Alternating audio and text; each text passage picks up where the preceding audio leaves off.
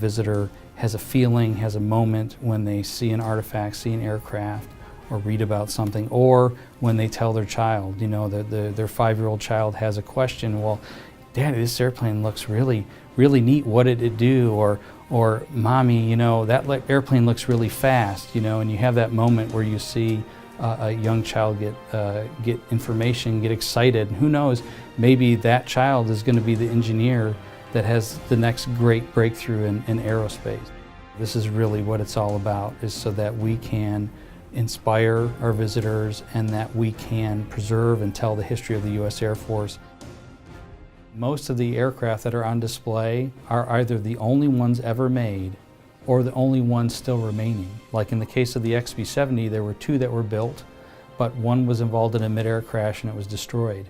Another example is the YF-12, this incredible Mach 3 interceptor that actually precedes the SR-71. It looks an awful lot like it. Well, one was destroyed when the pilot had to eject.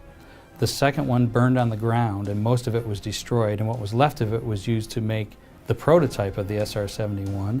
And then there's the museum's example, the only one left.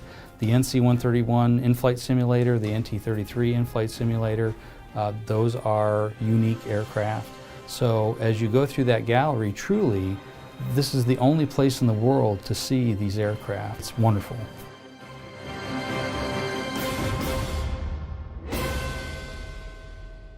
When visitors come into the Space Gallery, they can see more than 20 significant Air Force space vehicles, from representatives of all of the human space flight, all the human space flight programs, Mercury, Gemini, Apollo, some shuttle equipment, and also the gigantic Titan IV space launch vehicle, and a lot of stuff in between. There are a few X-planes in there that do double duties as research aircraft, but they contributed to the space program as well. The X-15, the fastest thing ever, is in there.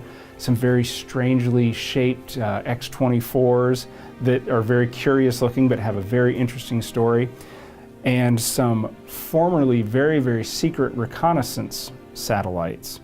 And on top of all that, you will be able to see some balloon gondolas and learn what the heck do balloons have to do with space.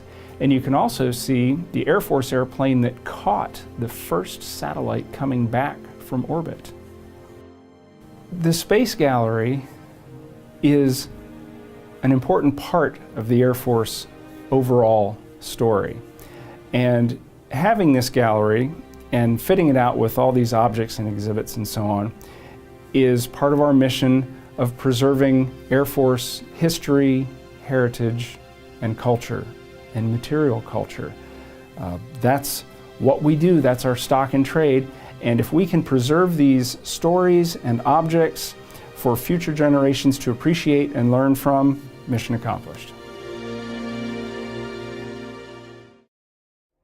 In the Presidential Gallery, the visitors will be able to experience probably one of the most highly visible and important missions that the Air Force has. They are going to be able to walk through the history of presidential and executive airlift in a mostly chronological fashion, starting with President Roosevelt's VC-54C Sacred Cow, all the way through the VC-137C or SAM-26000, which is President Kennedy's Air Force One.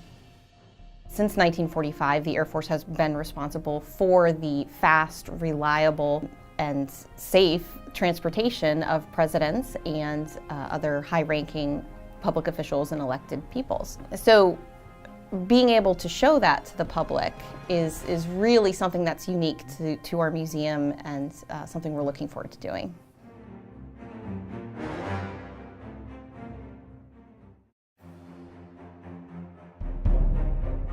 Visitors, when they come through the Global Reach Gallery, will be able to walk through 3 of the aircraft. So that'll start with the C-82, and the visitors will be able to go up some stairs there and be able to go up into the cargo compartment. They'll be able to see kind of how the aircraft was structured, some of the accessories that go on within the cargo area. Then they'll also be able to go into our C-130 aircraft and be able to go up the ramp as cargo would have into the aircraft, and they'll also be able to see some of the aircraft seats set up in that aircraft. The C-141 Hanoi taxi will also be a walk-through aircraft.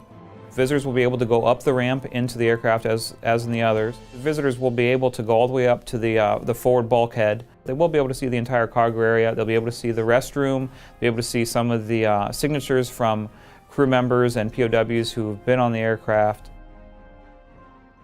These are a lot of good stories about happy endings, about getting people support, about getting people what they need or getting them to the place where they can get that help. Whether it be humanitarian stories about aeromedical evacuations, about bringing supplies to our warfighters that need them desperately, or just moving supplies around the world.